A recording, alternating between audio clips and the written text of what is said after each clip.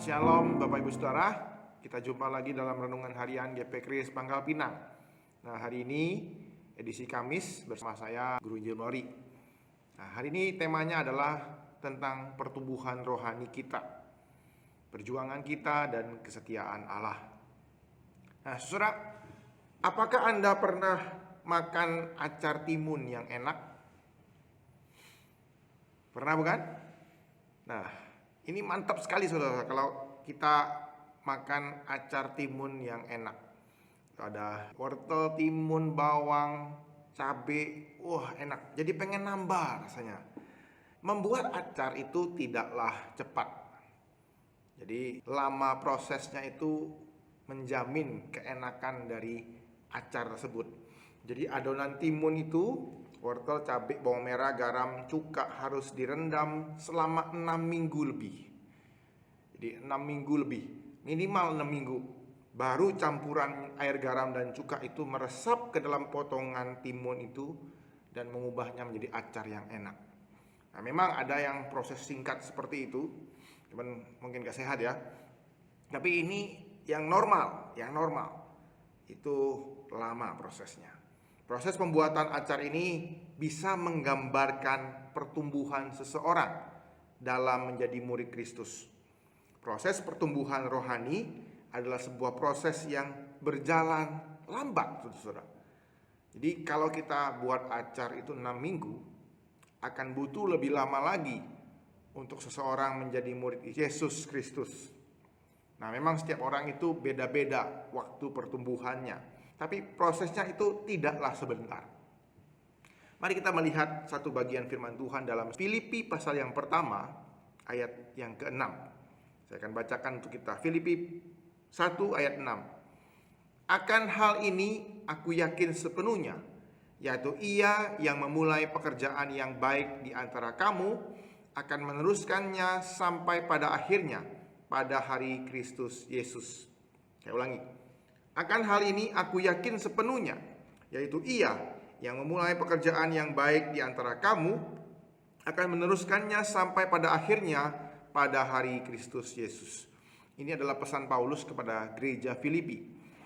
Bahwa Paulus punya keyakinan yang teguh di dalam Tuhan Yesus Kristus, bahwa Tuhan akan menyempurnakan pekerjaan baik yang Dia kerjakan dalam jemaatnya, sampai nanti umatnya mencapai kesempurnaan ketika Yesus Kristus datang. Saudara, ada seorang yang bernama Graham Scroggie mengatakan bahwa pembaharuan rohani itu adalah proses yang bertahap. Jadi semua pertumbuhan itu bersifat setahap demi setahap. Jadi makin rumit makhluknya, makin lama pertumbuhannya. Kalau kita lihat contoh ya, kacang hijau. Kacang hijau itu cepat sekali pertumbuhannya. Jadi dari kacang hijau menjadi toge, terus jadi tumbuhan, itu cepat sekali. Tapi manusia adalah sebuah organisme yang paling kompleks di muka bumi ini. Ada banyak faktor yang terlibat dalam pertumbuhan manusia. Ada pikiran, emosinya, tubuhnya, dan semuanya aspek ini saling berkaitan. Jadi butuh proses yang lama untuk manusia itu bertumbuh. Ada seorang yang bernama A.H. Strong. Dia bercerita tentang hal ini. Seorang murid bertanya kepada kepala sekolahnya. Dia bilang, apakah saya bisa pakai kurikulum untuk sekolah yang lebih pendek?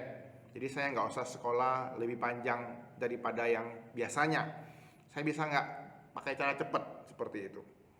Jawab kepala sekolahnya, oh ya. Jawab sekolahnya, bisa. Tergantung cita-citamu, katanya seperti itu. Kalau kamu mau jadi ini, ya seperti ini. Kalau kamu mau jadi itu, ya seperti itu. Ada panjang pendeknya. Kalau Allah ingin membuat sebuah pohon ek, Dia akan menghabiskan waktu 100 tahun. Namun kalau Ia ingin membuat sebuah labu siam, Dia hanya memerlukan waktu 6 bulan. Nah, Strong ini menjelaskan bahwa pohon ek hanya mengalami pertumbuhan selama 2 bulan dalam setahun. Dan 10 bulan yang lainnya dalam setahun itu dipakai untuk memperkuat apa yang bertumbuh selama 2 bulan itu. Itulah saudara-saudara penjelasan dari Strong, sebuah cerita dari seorang anak kecil yang mau memperpendek kurikulum sekolahnya, seperti itu. Nah saudara, untuk menguasai suatu bidang secara ahli diperlukan waktu yang cukup lama. Jadi jika seorang ingin menjadi luar biasa dalam bidangnya, maka mereka perlu waktu berjam-jam, beribu-ribu jam untuk berlatih. Nah, ada seorang yang bernama Malcolm Gladwell. Ia melakukan sebuah riset meneliti orang-orang yang pintar, orang-orang yang di atas kemampuan rata-rata. Jadi orang-orang yang super seperti itu. Jadi Gladwell ini melakukan riset terhadap komposer, pemain basket, pemain catur, kriminal, dan lain-lainnya, banyak sekali. Dia mendapatkan sebuah kesimpulan seperti ini. Diperlukan 10.000 jam latihan untuk mencapai level keahlian kelas dunia dalam semua bidang. Jadi sepertinya otak manusia itu perlu waktu 10.000 jam untuk menyerap semua yang dilatih oleh dirinya, hingga akhirnya dia bisa menguasai bidang tersebut. Saudara, banyak orang-orang Kristen berharap bahwa dengan belajar Alkitab beberapa bulan saja, atau ia berdoa secara disiplin dalam beberapa bulan, mereka akan mengalami perubahan yang dramatis. Mereka akan menjadi rohani seperti itu. Nah, akhirnya ketika mereka menyadari bahwa perubahannya hanya sedikit saja, mereka mulai merasa ada satu yang salah ya dengan diri saya. Atau wah, usaha saya kurang keras nih kayaknya. Akhirnya mereka mulai berkecil hati dan mereka putus asa. Dan tidak sedikit orang yang berhenti.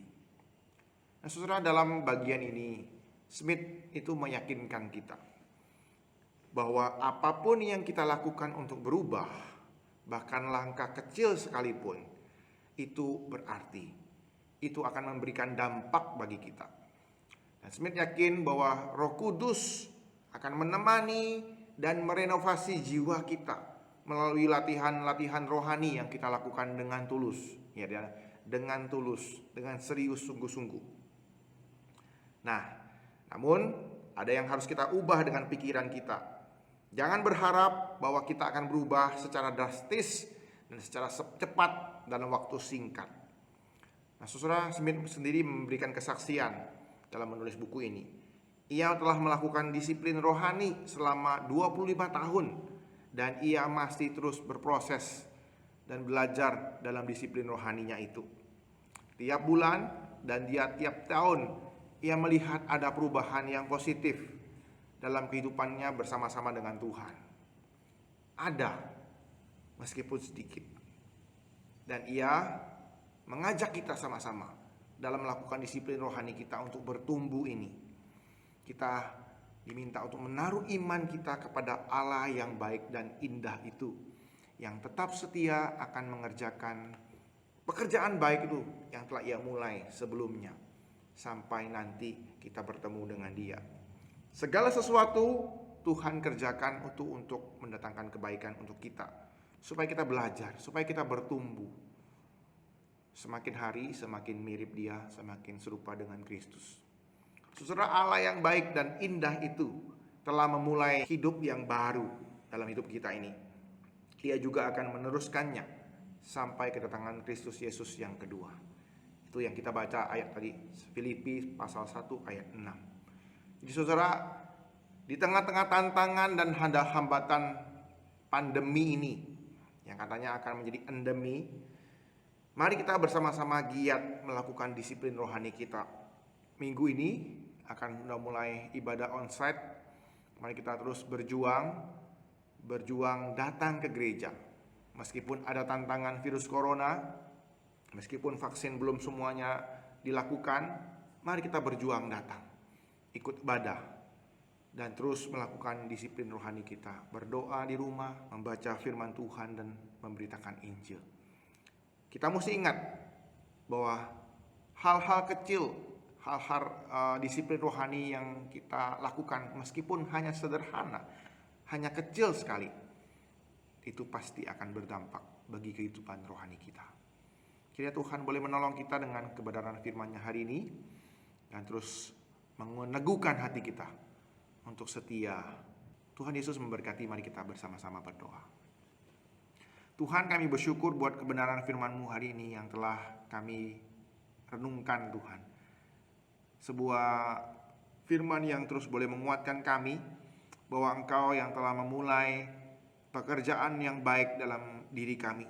Engkau telah menebus kami, Tuhan. Engkau telah menguduskan kami, dan Engkau memberikan kami suatu pekerjaan yang baik untuk kami kerjakan, untuk kami lakukan.